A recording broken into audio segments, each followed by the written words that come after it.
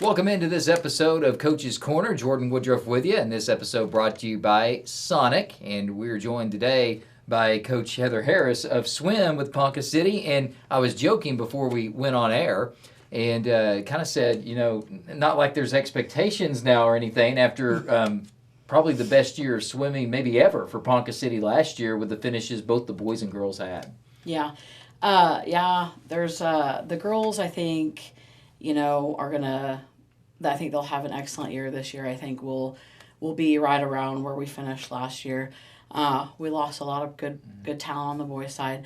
We have some hopeful spots there, though. I think some kids are going to do some really good things on the boys' spot. On the boys' team,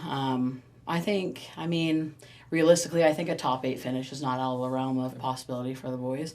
So still a really solid finishing if we can, get it done. So. And you talk about when you lose people. Experience means a lot when it comes to swimming because you're swimming more than usually just one event. You're swimming multiple events, knowing how to pace yourself, knowing how to save it for maybe that final and not that heat, knowing who you're going against and maybe going against them before. So I would imagine, when you bring new people in, even though they may have a lot of talent, there still is a little bit of a learning curve. Yeah, for sure. We have a sophomore this year, Grayson Carr. He's been really working very hard this year. Has never made a state meet, so he's never experienced that. He's gone and watched, but he's never experienced that. McCunney Coleman, he's another guy that I expect to do great things. He's been in a relay, so he's done the state thing, but not an individual, so that's a totally different thing than being in a relay. Archer Estes, too, he's been in a relay, but not individual state events. So, if they swim well at regionals, which they should, they will be making at least one event, I would hope, qualifying into state. So yeah, and let's talk about kind of what you're going through now. And, of course, you got the Christmas break coming up, and then you'll resume. So kind of what's the schedule like early? Because, you're all planning towards regionals and ultimately state. That's the goal. Yeah. So kind of what do you do? And then also on Christmas break, what do you do to make sure you want to make sure people can get away, have time with their families and such, but at the same time you got to keep them ready to go because you don't want to lose anything those couple of weeks before you get back. Yeah.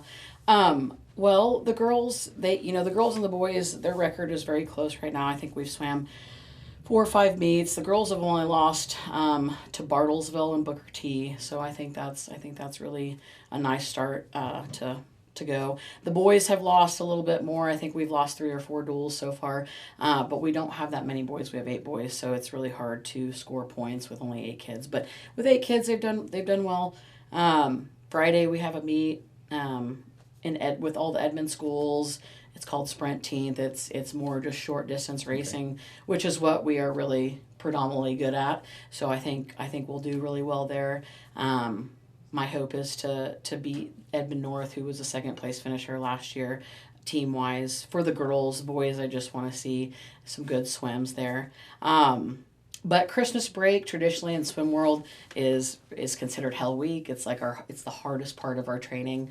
They're going to be swimming ridiculous amounts of yardage in the pool because then when we come back from break, we have a month of dual meets and then we're tapering for state. So it's really, really vital that kids are here training. And if not, I try to help them out to find a club team, maybe or a high school team that they can go train with, wherever they're traveling. All right, and now we've mentioned a few, but let's talk about the kids and what kids are kind of stepping up for you and the ones you expect to make a big impact for you this season. So I've mentioned the boys, so I'm going to talk a little bit about the girls. Of course, we have Maddie Shearer, who was a state champion her sophomore year, second place finisher in the 50. And she's going to get her college paid for to swim a little bit too. Yeah, she is. She signed with Indiana State, got a full ride. Pretty cool deal. They're a Division I mid-major school. Really excited to see what she does moving forward in her collegiate years. But she has the possibility of winning 1,500 this year, being a state champion in both. She's posted the fastest 50 times so far in the state. She's gone 23.6, which she only went 23.5 at state last year, but our goal is to break the 6A record, and that's going 22.97. So that's really what we're focusing on, which would make her also an All-American. Jesslyn Carpenter, again, state champion in the 100 breaststroke last year. She has posted I think, the fastest 100 breaststroke time in the state as well. And then I think she's going to maybe possibly go for the 100 fly this year. And I think she has a good chance at winning that as well. So big things there. Lila Moore, freshman girl. She's been swimming excellent. She trained really hard this season with me. Done some really good things in the 500, 200. Going to kind of be more of our distance specialist there, which I'm excited to see what she does. We have some seniors that are doing some good things. Iona Payne, Alyssa Cannon. They've been swimming a long time. And then Bryden, she's a sophomore this year. She's really stepped up. And then we have a freshman girl, AJ Iverson. She's done some really nice things for not ever swimming. So I think we have a lot of potential on the girls side. Boys side, we'll have some of those swimmers that I've named that are going to step up and do some good things. It's just going to be a little bit harder on the guys' side. Yeah. So, and there's expectation now. That's right. The fun thing. But like I said, you're going to have ups and downs, throughout your coach career, and kids that leave, and you have to restock, kind of re-up things and get them ready to go. So. But I know very excited about what the girls can do this year. And like I said, a lot of new ones there for the boys, but excited what they can do in the future.